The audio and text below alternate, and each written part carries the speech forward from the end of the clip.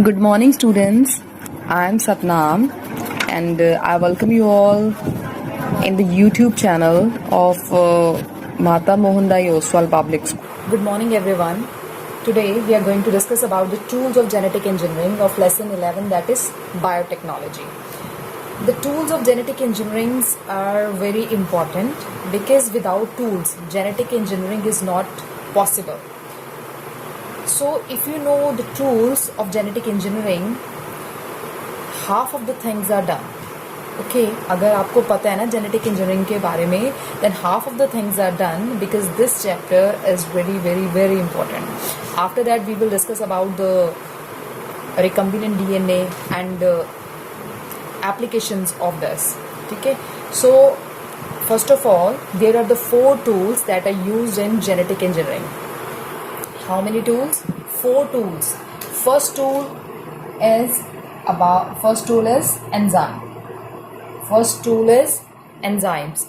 Actually, there are a lot of enzyme which is used in genetic engineering. Lot of enzymes are used in genetic engineering which are helpful in various places. Okay, first tool that is used in genetic engineering is enzyme. And the second is foreign DNA. Second is foreign DNA. Actually, foreign DNA is basically a gene of interest. Okay, foreign DNA is basically a gene of interest. We can say source DNA, desired DNA, target DNA, aligned DNA. ये इसके कुछ अलग अलग नाम है. ठीक है. After that, the third tool that is vector DNA. Third tool is vector DNA. Vector DNA is also called vehicle because it carries the foreign DNA. Just it acts like a vehicle because it carries the foreign DNA. Okay, and fourth one is host cell. Fourth one is host cell. Okay, these are the tools of genetic engineering. First one is enzyme, second one is the foreign DNA, third one is vector DNA, and fourth one is host cell. So first of all, we will discuss about the enzymes. First of all, we are going to discuss about the enzyme.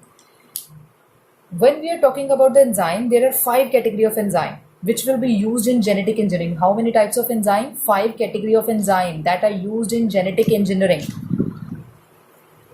5 categories of enzymes are used in genetic engineering. The first enzyme that are used in genetic engineering is lysing enzyme. First enzyme is lysing, Lysing, lysing enzyme. Okay? And second one is cleaving enzyme, Cleaving, cleaving enzyme. First enzyme is lysing enzyme. Second one is the cleaving enzyme. Third enzyme is synthesizing. Third enzyme is synthesizing enzyme. Third enzyme is synthesizing enzyme. And fourth enzyme is joining enzyme. Which enzyme is joining enzyme? And fifth enzyme is alkaline phosphatase enzyme. Okay, the enzyme that will be used in the genetic engineering is lysing enzyme, cleaning enzyme, synthesizing enzyme, joining enzyme, and alkaline phosphatase enzyme. First of all, lysing enzyme. First of all, जो हम बात करेंगे ना right now, first of all किसकी बात करनी है हमें? lysing enzyme की. This is the lysing enzyme. ठीक है. देखो, the lysing word comes from lysis word, or you can say lysis. ठीक है. जो हम बात करें ये वाला lysing word that comes from the lysis word. Lysis means breakdown. Lysis means breakdown. तो here we are using enzyme. ठीक है. It means कि these enzyme digest cell wall, means breakdown में है ना कुछ involve. हम कह रहे हैं कि lysis means the breakdown.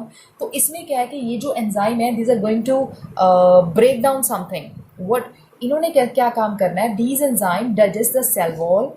As we know, अब listen to me very carefully and note it down.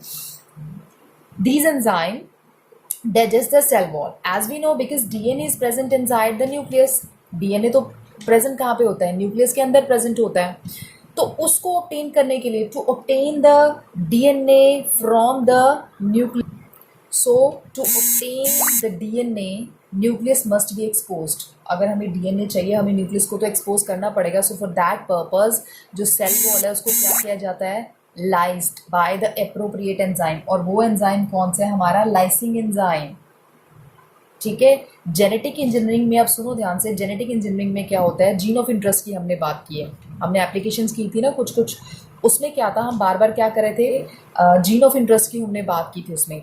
तो उसमें क्या था कि जीन ऑफ इंटरेस्ट, या आप कह सकते हो कि DNA is very important. Without the isolation of DNA, हमने किया था ना आइसोलेशन बार बार, फिर उसको इंट्रोड्यूस किया था प्लांट में या फिर इस कुलाई में, वो अलग अलग है। तो यहाँ पे क्या किया था, फर्स्ट ऑफ ऑल डीएनए की हमने क्या की, आइसोलेशन की। आफ्टर दैट, बिकॉज जब तक हम आइसोलेशन नहीं करेंगे, because without the isolation of DNA we can't, क्या नहीं कर सकेंगे, हम नहीं कर सकते study, we can't study genetic engineering. ठीक है, so for that we need DNA, we need gene of interest. ठीक है, और ये डीएनए कहाँ पे प्रेजेंट है, हमारी सेल वॉल के अंदर। सो फर्स्ट ऑफ ऑल हमें क्या करना पड़ेगा, ब्रेक डाउन करना पड़ेगा ना। तो ब्रेक डाउन कौन करता है, ये वाला लाइसिंग एंजाइम करता है फॉर दैट पर्पस। ठीक है, अब जो सेकेंड वाला है, अब इसमें कुछ एग्जांपल्स हैं दैट यू मस्ट नो, आपको पता होना चाहिए कि अगर तो आपने करना है to lyse the bacterial cell wall, to lyse bacterial cell wall, bacterial cell wall, वहाँ पे जो एंजाइम काम करता है ना उसके लिए, बैक्टीरियल सेल वॉल के लिए, उस एंजाइम यानी कि जो ब्रेकअप करवाता है, उस एंजाइम का नाम है लाइसोजाइम। क्या नाम है उसका, lysozyme. Okay, bacterial cell wall को ब्रेकअप करने के लिए। अगर आपने फंगल सेल वॉल को ब्रेकअप करना है, फंगल सेल वॉल क्या है हमारी, fungal cell wall, fungal cell wall के लिए क्या होता है, ये तो हो गया बैक्टीरियल के लिए। अगर फंगल करना है तो उसके लिए क्या होता है, काइटिनेज। क्या होता है, काइटिनेज। फंगल के लिए क्या होता है, काइटिनेज। अगर आपने प्लांट सेल वॉल करनी है, क्या करनी है, प्लांट सेल वॉल, तो उसके लिए क्या होता है, सेल्यूलेज, सेल्यूलेज, उसके लिए क्या होता है, सेल्यूलेज। ठीक है, तो बैक्टीरियल सेल वॉल के लिए lysozyme enzyme, fungal cell wall के लिए chitinase enzyme, and plant cell wall के लिए सेल्यूलेज एंजाइम। आपको ये सारे एंजाइम्स का पता होना चाहिए। और एक और बहुत इंपॉर्टेंट चीज़ है इसमें, आपको पता है जब भी हमने ये ब्रेक डाउन करना है, हमने ब्रेक डाउन करना है फॉर दैट कि हमें डीएनए चाहिए। ठीक है, तो डीएनए हमें जब भी चाहिए बहुत ज़्यादा प्योर फॉर्म में चाहिए, हमें वहाँ पे और कुछ नहीं चाहिए। ठीक है, जब भी हमने जेनेटिक इंजीनियरिंग के लिए हमें डीएनए चाहिए, it must be in the pure form, बहुत ज़्यादा प्योर फॉर्म में चाहिए। तो वहाँ पे आरएनए तो हमें चाहिए नहीं, तो हम आरएनए को भी रिमूव करवाएंगे। हमने क्या करना है, वो जो आरएनए है उसको भी रिमूव करवाना है। That RNA can be removed by, अगर हम आरएनए की बात करते हैं ना, आरएनए को मैंने रिमूव करवाना है, this RNA can be removed by ribonuclease. किसके थ्रू होगा ये, राइबोन्यूक्लियस। ठीक है, और अगर मैंने प्रोटीन को करवाना है, प्रोटीन जो रिमूव करना है, तो ये मैं किसकी हेल्प से करूंगी, प्रोटीएज एंजाइम की हेल्प से, प्रोटीएज एंजाइम। और अगर आरएनए को रिमूव करना है तो ये मैं किसकी वजह से करूंगी, राइबोन्यूक्लियस एंजाइम से। ठीक है, तो फर्स्ट ऑफ ऑल ये तो था हमारा लाइसिंग एंजाइम। अब हमने जो सेकेंड बात करनी है, जो हमने बात करनी, that is about the cleaving enzyme. हमने यहाँ पे लिखा है ना कि सेकेंड एंजाइम जो काम करता है दैट इज क्लीविंग। अब देखो क्लीविंग और लाइसिंग में क्या फर्क है, जैसे आपको नाम में दे रखा है लिसिंग, लाइसिंग का मतलब होता है ब्रेक डाउन करना। ठीक है, ब्रेक डाउन किसको करवाता था, ये सेल वॉल को ब्रेक डाउन करवा रहा है। अब जहाँ पे वर्ड है क्लीविंग, क्लीविंग का मतलब होता है कि that is responsible for cutting. ठीक है, क्या कर रहा है, ये कटिंग करवा रहा है। कटिंग किसकी करवा रहा है, ये डीएनए की कटिंग करवाएगा, वो भी स्पेसिफिक साइट्स पे। ठीक है, लाइसिंग ने तो सेल वॉल को ब्रेकअप करवाया, बट क्लीविंग ने क्या करना है, डीएनए की कटिंग करवानी है एट द स्पेसिफिक साइट्स। ठीक है, तो हम जो नेक्स्ट क्लिप है, in the next clip we will study about the cleaving enzyme.